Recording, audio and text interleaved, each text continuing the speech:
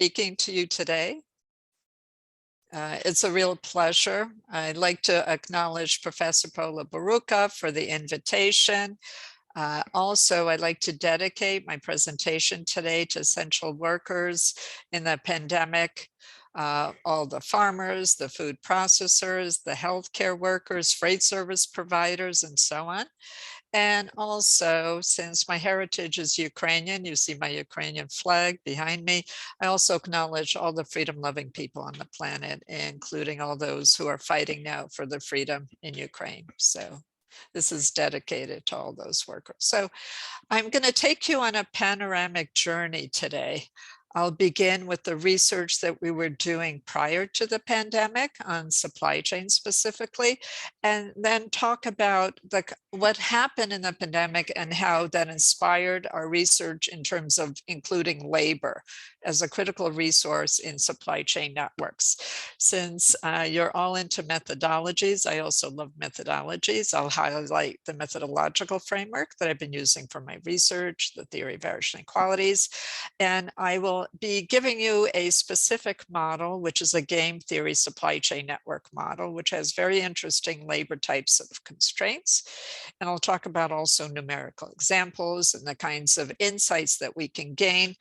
And in addition, because I think it's really important that our work, if at all possible, influence policy. So I'll be talking about how I've managed to influence policy, I think, through the writings. Okay, so background motivation.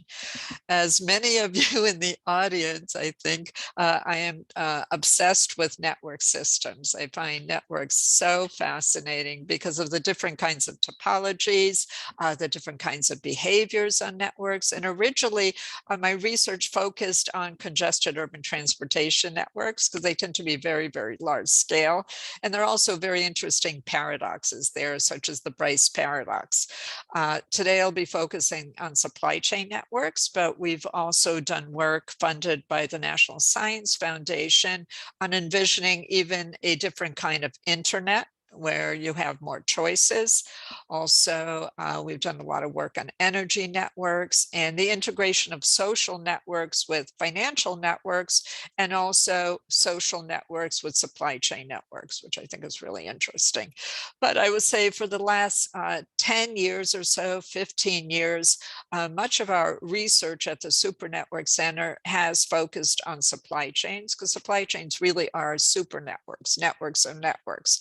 And also the applications are so important and so fascinating that this is something I think that really excites students.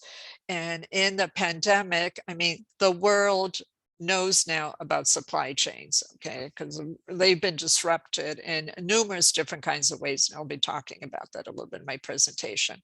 So most of my books, not all, have a network theme, and I just got another book contract, so I'm busy writing another kind of book. And from super networks to, supply chains, financial networks, and even environmental networks. And I think some of these books were, kind of ahead of their time.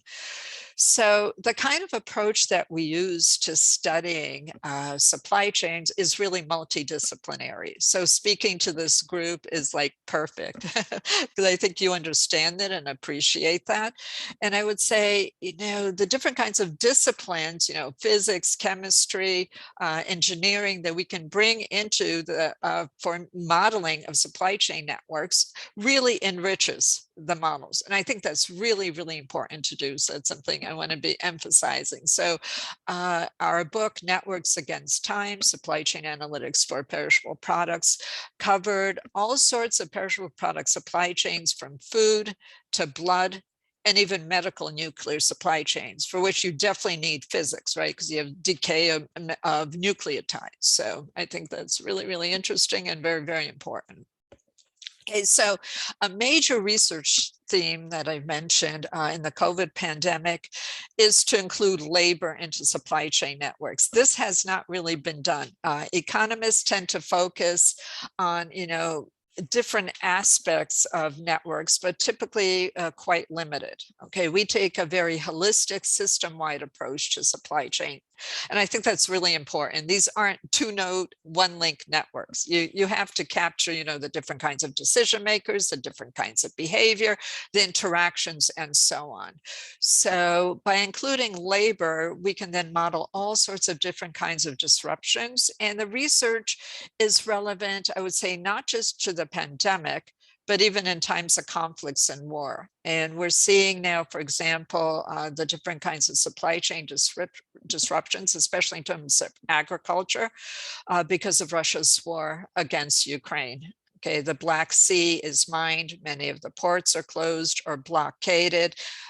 Even agricultural fields are mined, and there are at least 20 tons of grain that have not been able to be delivered. So we're expecting, sadly, probably a tsunami of hunger worldwide. Many vulnerable people in the Middle East and in North Africa depend on wheat and other products actually from Ukraine.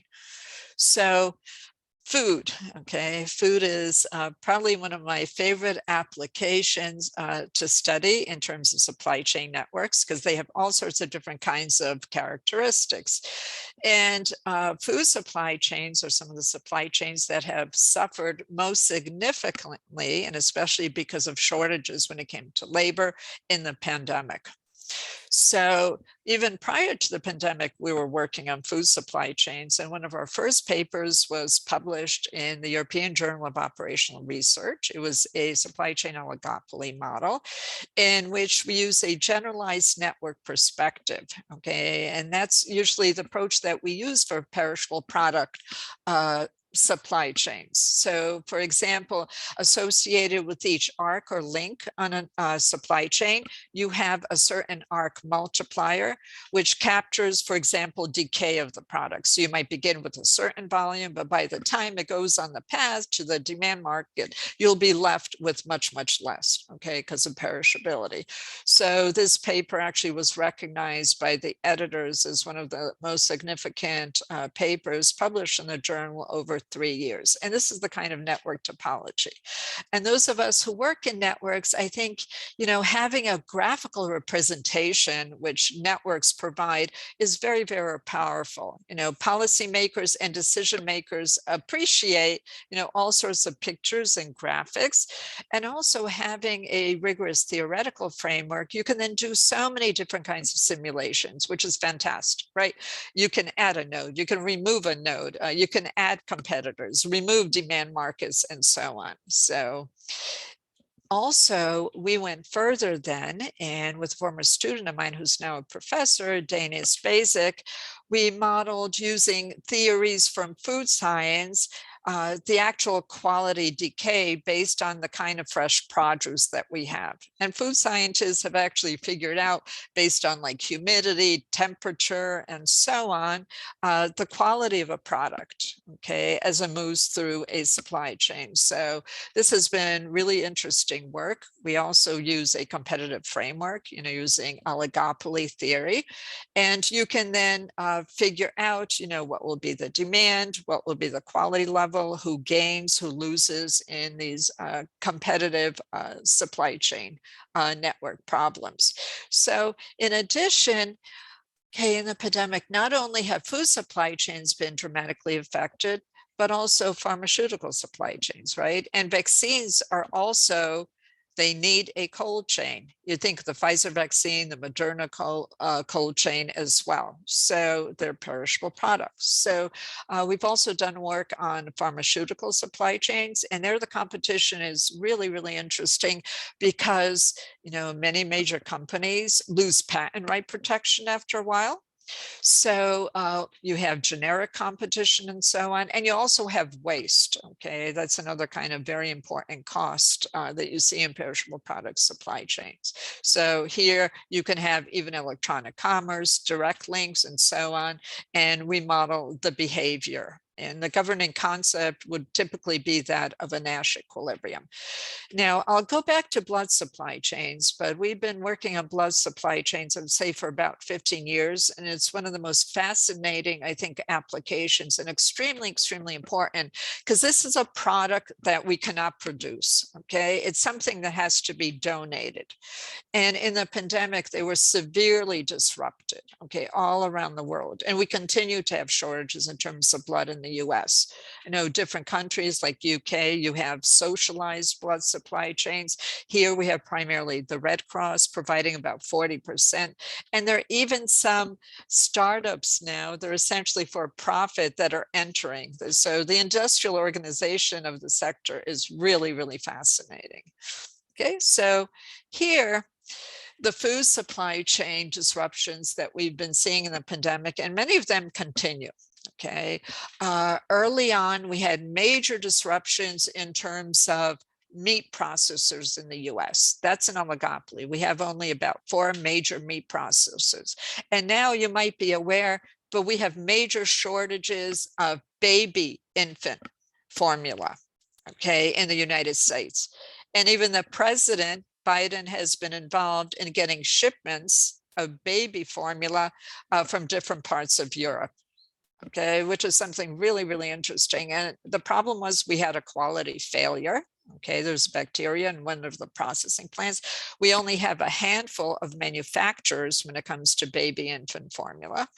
Okay, so there have been shortages, and this is terrifying for a lot of families, and we expect it will still take weeks to clear up. Okay, so we had many workers getting sick in meat processing plants, many died.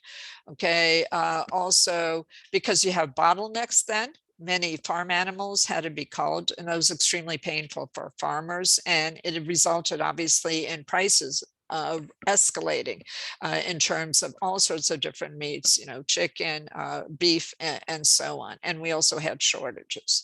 Okay, also a big issue in the pandemic, and this was not only in the US, but in parts of Europe and even Australia, we couldn't get the migrant laborers coming to pick the fresh produce. Okay, so much of the fresh produce also had to be discarded. And you had rising food insecurity in the US, and that's a big issue now globally, you know, including because of Russia's war against Ukraine. Okay, something very, very troubling. Okay, so many of those, you know, restaurants, farmers, you know, who innovated, they would have more direct kind of distribution channels and so forth. And that was really, really important. Okay, so essentially redesigning supply chains could be a big deal and very, very helpful. And you see, you know, all sorts of issues, and this is from different kinds of countries. You know, Italy was affected, you know, Germany, you name the country. So I'll be talking about, you know, labor and how to deal with labor. Okay, so the first paper that I did that was focused on labor and supply chains in the pandemic was on perishable product food. Okay, and it was published in a book that I co-edited on dynamics of disasters. Okay, and we actually managed to have the last conference on disasters in 2019 that was face-to-face in Greece. So there, what we did is, okay, I'll show you in a general model, a game theory model, but the first model that we did was a supply chain network optimization model. We used arc multipliers to handle perishability. Okay, and we had kind of labor productivity factors associated with each link in the network, and also bounds on labor associated with each link. So then you could do all sorts of sensitivity analysis. What if you have more labor available? What if you have less labor available? You know, what happens? So here, we've been continuing to do the research, okay, because of Russia's war against Ukraine, which is really having major impact, okay, in terms of sunflower oil, which is a really important product, in terms of wheat, in terms of barley, and other kinds of products. Okay, so also the price of seeds has risen, the price of fertilizer because of energy shortages. And I don't know if you know, but the World Food Program relies on Ukraine for 50% of its wheat. Okay, so you see, how important this is. It's not just a war against Ukraine, it's a war against humanity and escalating hunger. So this was our supply chain network topology. We could have direct links to, because this is really important in terms of e-commerce or, more direct distribution channels from different production sites. And we had arc multipliers, and the firm was interested in maximizing its profits and also figuring out how much labor it needs, which is really, really important. So I'll show you some results. What we found is you might have a disruption on just a single link, for example, a freight one, and that can really negatively impact a firm. Okay, so, we're also doing work on resilience, and that's really important. Where should you be investing kind of in a supply chain so you keep that network efficiency, as high as possible. Okay, also what we're seeing in the pandemic is, the productivity of a lot of workers decreased. Not everyone can telecommute, right? Healthcare workers have to show up, manufacturing workers have to show up, freight service workers, so essential, they have to do the driving. Okay, so work also enables the analysis of productivity or decreases in productivity, as well as investment, okay, in people's health and so on. So we found direct sales can be really, really helpful. Okay, also enhancing marketing can really assist a firm in increasing its profits. Now, parallel to shortages and disruptions in food supply chains nationally and globally, we also had big disruptions in terms of medical supplies. Obviously, China produced about half of the world's PPEs. When they essentially shut down, we couldn't get PPEs. And that just, exacerbated the health issues of healthcare workers and others. And embarrassingly, in the United States, we have a national stockpile of very important supplies. And PPEs, they're a perishable product. Many people didn't realize that. They hadn't been replaced for essentially a decade, and that had expired. And that was really, really bad. And we saw here also the competition to get PPEs. Many countries, including Germany, banned exports. So underlying all of this, there are all sorts of trade wars going on. Even now with Ukraine and Russia, India essentially doesn't want to export any wheat, okay, and so on. So very complex, but also very fascinating problems. So where are the PPEs? Okay, and that became essentially stimulus for us to work in terms of generalized Nash equilibrium problems, because there are fixed amount of PPEs. Many medical centers, hospitals, healthcare facilities were competing for them. So, what would happen? Okay, who would win, who would lose, and so on. The modeling was really, really interesting. And we even had the president of the American Medical Association saying, and this was, almost half a year into the pandemic, saying, we have such shortfalls in terms of PPEs. How much worse can it possibly get? Okay, and even agreed there were state governments competing with each other, hospitals competing with each other. Okay, so this motivated me to write a paper to capture some of this work, but I was still focusing on optimization. It was published in the International Journal of Production Economics, and that paper also got recognized. So there we had elastic demands and also fixed demands. So sometimes you must get, a certain volume of medical supplies or PPEs, okay? It won't be price sensitive, it's essential that you get them. So we had this kind of network topology. There we didn't have perishability incorporated, but we had 3 sets of labor constraints, and I think this is quite innovative. In addition to the first set of constraints, where you have bounds of labor on each link, okay, like a production link, freight service link, distribution, storage, and so on, we had another set of constraints where you would have a bound of labor associated with a tier. of the supply chain network. So perhaps you can reallocate the freight service workers or reallocate the manufacturers among different manufacturing plants, okay? And then the last set of constraints that we considered in this model was, say you have a certain volume of labor available, and you can reallocate them based on different kinds of activities. And we found that happening actually in practice, and McKinsey was actually promoting them. Maybe some of your workers, you know, you can retrain them, or maybe they're very adaptable and they can do manufacturing and maybe work in the warehouse and so on. And for example, in Scandinavia, airlines SAS, which had laid off some people, they were retraining their workers as healthcare workers, which I find to be fascinating. Okay, so here we saw you need good healthcare mitigation processes, pandemic, that's really, really important for continuing operations. And also, if you have labor availability being disrupted, that can have major impacts on the consumers in terms of, you know, fewer products that you're getting. And this is happening in China again in 2022, because they've shut down so many of the manufacturing plants because of, you know, again, the wave of COVID there in Beijing and Shanghai.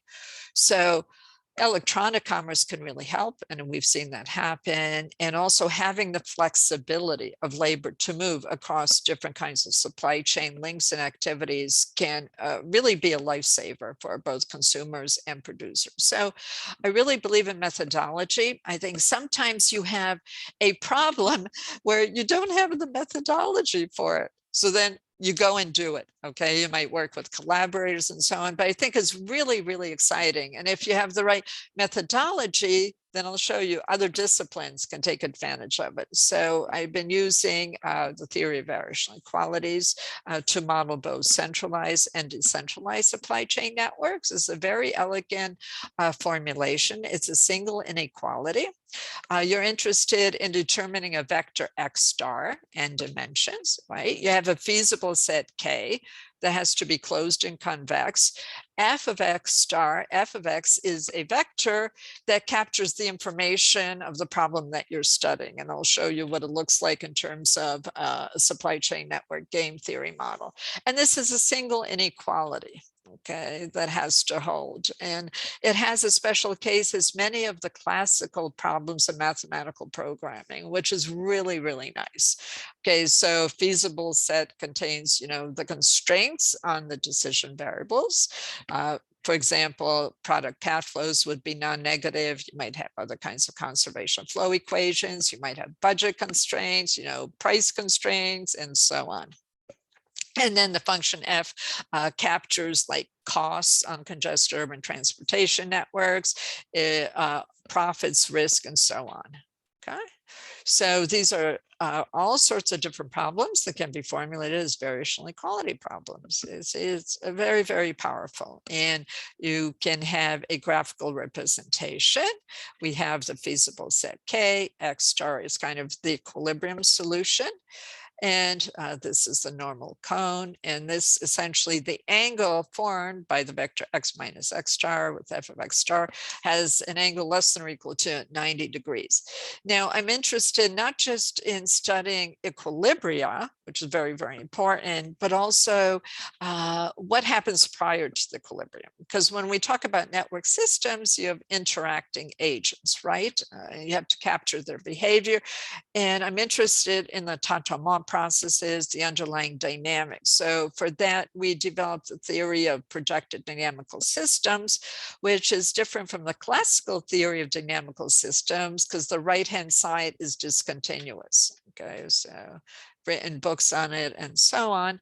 And what is really nice is that the set of stationary points of a projected dynamical systems coincides with a set of solutions to variational inequality problems. So any problem that you formulate as a variational inequality problem has a natural kind of underlying dynamics and it makes sense. Okay, and I think that's really, really, and you can do all sorts of, you know, stability analysis, global analysis, and so on. And these projected dynamical systems have now been used to model all sorts of different problems, you know, where they didn't have the right methodology.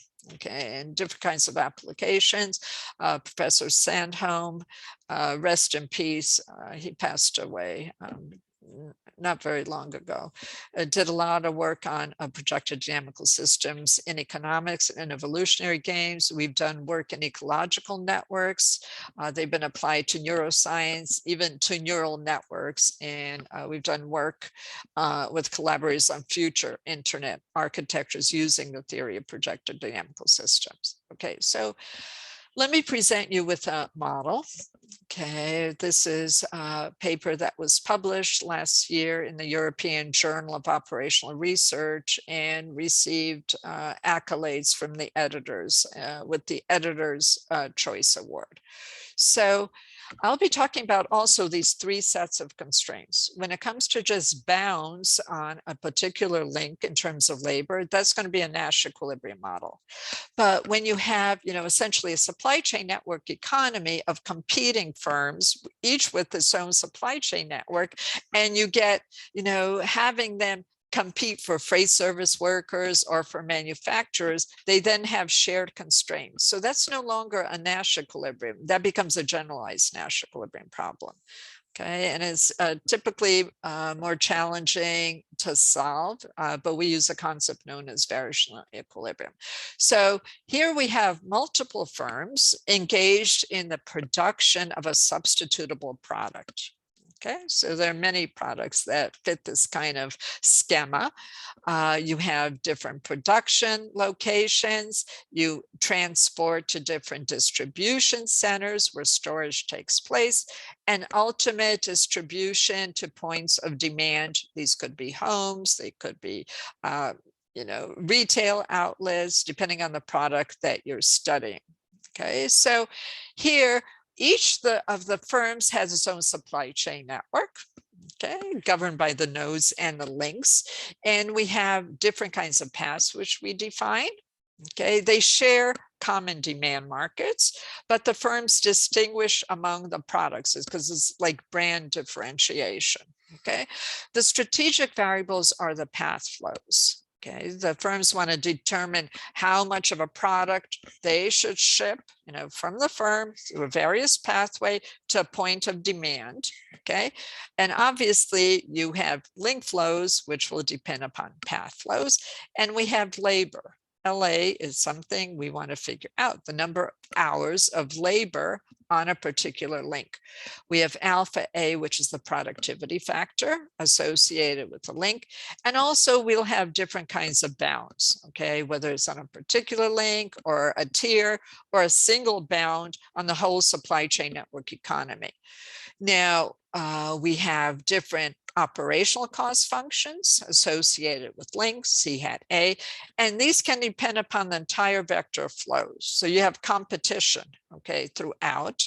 You have wages, pi A, and rho IK is the price the consumers are willing to pay for a product from firm I at demand market K. And that can depend upon the entire vector of demands too. So we have different conservation flow equations. The demand, which is elastic, has to be equal to sum of the flows on paths, right? Non-negativity assumptions on the path flows. The link flow is related to the path flow, right? A flow in a link is equal to the sum of flows on paths that contain the link.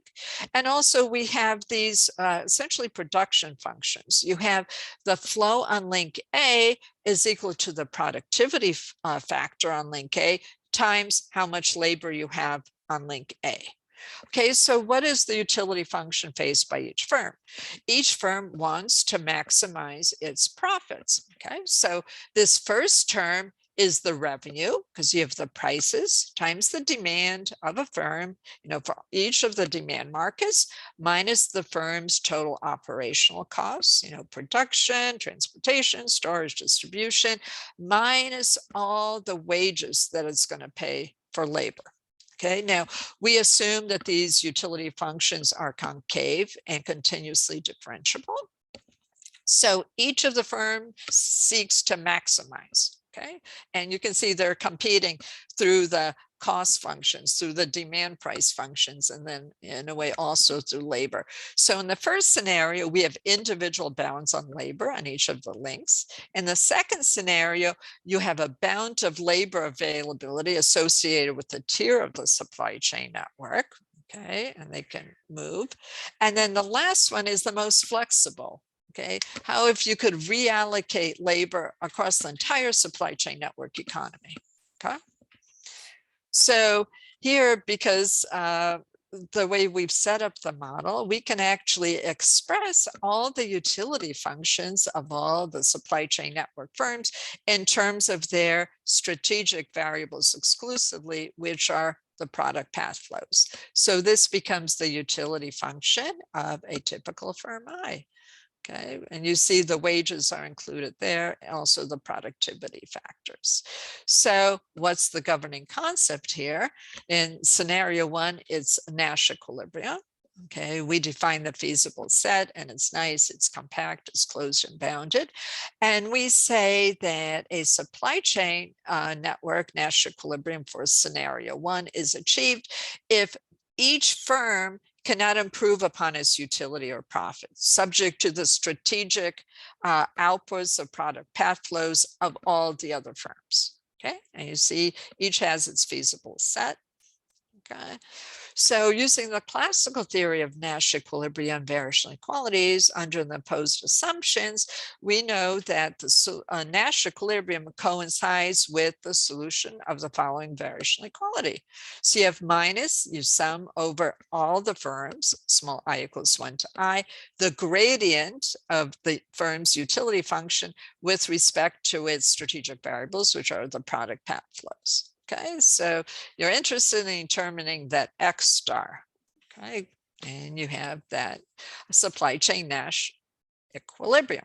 So here we've done a type of transformation because we like to develop algorithms that are easy to implement, okay, and also are effective and efficient. So here we associate Lagrange multipliers with the bounds. Okay, this is scenario one, where you have a link labor bound, okay, on each of the links. And you can see, and what is really nice is that the feasible set then is essentially the non-negative ortho, because the path flows have to be non-negative, and these Lagrange multipliers also are non-negative. So the algorithms that we devise at each iteration, you essentially have a closed form expression. So it's really, really nice. Okay, and I like that. So for scenarios 2 and 3, the firms have common bounds. So the feasible sets aren't disjoint. Okay, and so they're governed by a generalized Nash equilibrium, but we use a construct known as a variational equilibrium, which actually is very fair in terms of the Lagrange multipliers. Also has kind of an equity kind of interpretation, which I like. And that allows us to also formulate these problems, okay, as finite dimensional and variational equality problems. Okay, so we apply the modified projection method. I'll show you some numerical examples. And you can see at each iteration, you get closed form expressions for the path flows. You have 2 steps, essentially. You have a computation step and an adaptation step, and also closed form expression for each of the Lagrange multipliers. You just need the information in terms of the path flows and Lagrange multipliers from the preceding iteration. So quite easy to implement and works very, very well. Okay, so also for the computation step. So the numerical experiments are focused on shortages that we had in the east of the United States in terms of migrant labor and the picking of fresh produce, especially blueberries. Blueberries are very popular, very, very nutritious, and it was just really hard to get workers. So let me show you what we did. We modified demand price functions, and we also handled different kinds of disruptions in terms of production and in terms of storage facilities. So this is the topology. We consider two different food firms.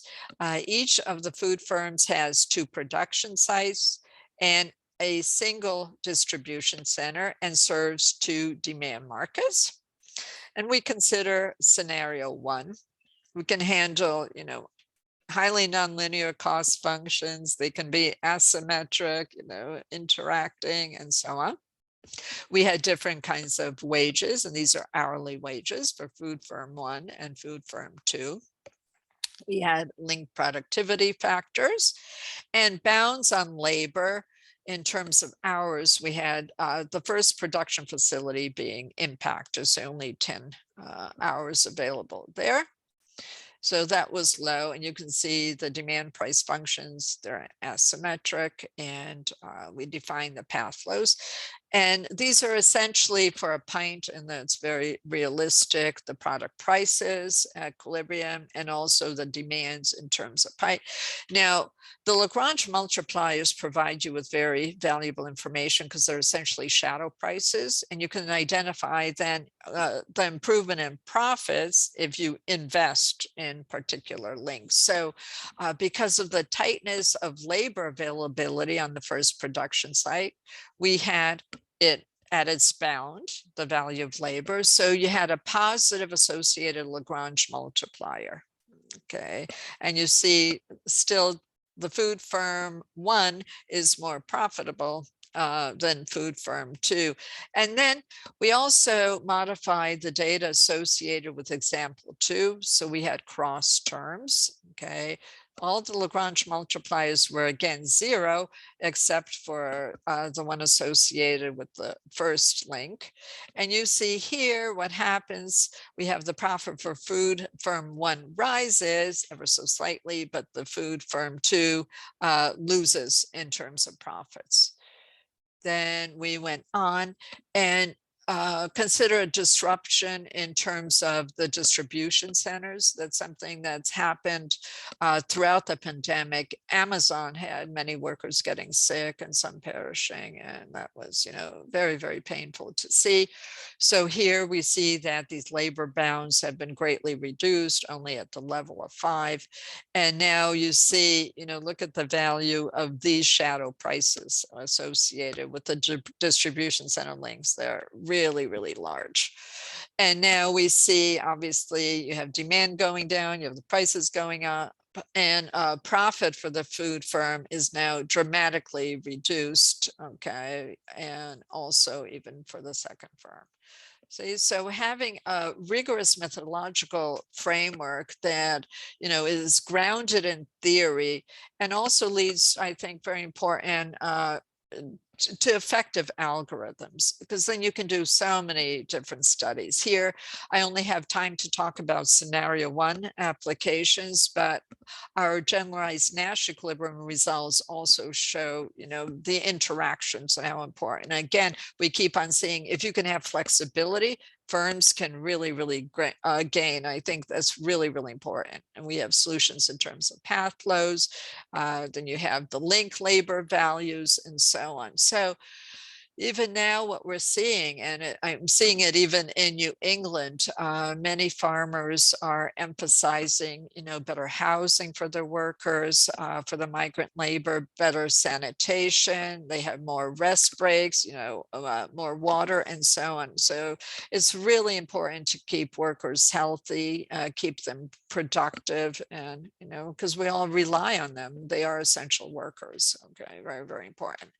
So this work is truly a passion of mine, and we've done work in, optimizing labor productivity. Say a firm has a budget and wants to invest in labor. Okay, and that's happening, for example, in the farm sector now, very dramatically. How should it do it? How should it allocate its labor? Also here, I've talked about, all these models had wages being fixed. What if we have wages be elastic? There's a lot of discussion about that too. And in many parts of the world, the wages have been rising restaurant workers, even fast food, in order to attract workers. Okay, so our work is showing that if you let wages equilibrate, firms can actually gain in terms of profits, and consumers can gain too. Okay, and I think that's a really, really important result. In addition, with shortages of labor, we even did and the price of truffles, which are a very high value product, really, really expensive. It makes sense to invest in migrant labor. Okay, you can really gain. And it's interesting in this model because we have different wages associated with domestic labor and with migrant labor.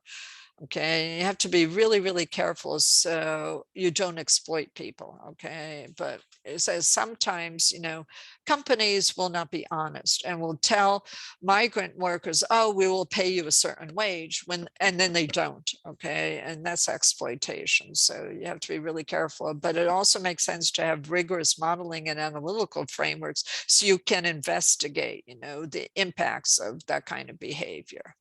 Okay, so what our work is showing, and we continue to work in this because there's so much that can be done, is you really need a system-wide holistic approach to supply chain network modeling, because decisions made by a certain firm can have unexpected impacts on other firms' profits. And sometimes, you really wouldn't expect it. Many say, oh, how can you possibly, increase wages and you increase profits? Well, it can happen, and it does happen. And that's really important to show that. Okay, so also, I think having wages equilibrate is very, very important, and taking care of workers, okay, to make sure that they are productive. Okay, because if you have less labor, but you invest in workers, that can almost compensate, okay, in terms of productivity. And that's important in terms of peace and obviously in terms of war. So now I like to talk about writing, okay? We in academia, yeah, it's always like, publish or perish. But the thing is, I really think it's important to get the news out of what we do. And those of us who work in networks, I think the work is really, really important, and it's so relevant. And it will be extremely relevant also for the recovery and reconstruction of Ukraine. Okay, in terms of logistical networks, electric power networks, supply chains, and so on. So when I have, say, a series of papers on a theme, I try and write op-eds on it. Okay, everything has to be grounded. And I know also in the UK and in Australia, there is the publication, The Conversation, that essentially, there's no copyright, and other media outlets can then republish what you write. So early on, I was doing a lot of work on game theory and disaster relief, and I continue to do that. So I would write an op-ed how game theory can help us in terms of disaster relief, and it would get republished. And then you get invitations, from the media, and it's typically global. It's a different kinds of mindset. Sometimes you have to be available quickly, on TV or on radio in different kinds of time zones, but you can really make a difference. So I urge everyone with the kind of great work you're doing in network science, financial networks, to put yourself out there. Okay, and you can learn a lot. You can learn a tremendous amount from journalists. Okay, some I can honestly say have become friends. One is a Pulitzer Prize winner, and she honestly said to me, Anna, I wish I had studied operations and logistics. I think that's a great, great compliment. Okay, so I think it's important to do that. And right, well, I'd like to share with you a perishable product supply chain that influenced national policy in the US. Okay, on March 11th, right, we'll never forget that day. It's also, March 11th is the anniversary of the Fukushima disaster. I think, March 11th is not a good day. Okay, the World Health Organization declared the pandemic the day after my article on blood supply chains and shortages got published in The Conversation. It got reprinted in a lot of places, and even Informs wanted me to follow up because it was really, really troublesome. And I continued writing, okay, and I'll come back to that. Now, or in September, think about September 2020, we didn't even have vaccines approved. But already I was getting really concerned because I knew the Pfizer vaccine requires an ultra cold chain, and there are huge logistical challenges associated with that globally, especially, in undeveloped parts of the world. And Moderna also required that. So I wrote an article for the conversation. And I'm pleased to say in 2 weeks, I'll be talking. I've been invited by the Department of Health and Human Services to speak on that. Okay, in Washington, which is really, really good. We had delays. Who will ever forget, the Ever Given fiasco in the Suez Canal? I mean, all these disruptions having to deal with logistics, and also, containers. Okay, they're not in the right places and so on. And again, blood supply chain. So more media interviews, and also since February, I've been very busy speaking to the media about the impacts of Russia's war against Ukraine on food prices, cybersecurity, different kinds of network issues. And that's the least I can do because that is my heritage. Ukraine is in my DNA. So impacting policy. On April 2020, 2020, there was a memo sent from then the California Attorney General, Javier Becerra, to the Assistant Secretary of the U.S. Department of Health and Human Services, saying something has to be done about blood supply chains in the U.S. And my article in the conversation was cited on the first page. Okay, and this was signed by 21 other attorney generals in the United States, including Maura Healey, and it influenced national policy. And what happens now, the Attorney General Becerra, okay, was appointed by President Joe Biden to be the head of our Department of Health and Human Services. And actually, I hope to see him within 2 weeks. So with this, I'd like to thank you, and I really appreciate the opportunity to speak with you. Continue your great work. Okay, I think networks are essential to understanding financial systems, economic systems, and other systems, and they can make the world a better place. So thank you, and I look forward to your questions.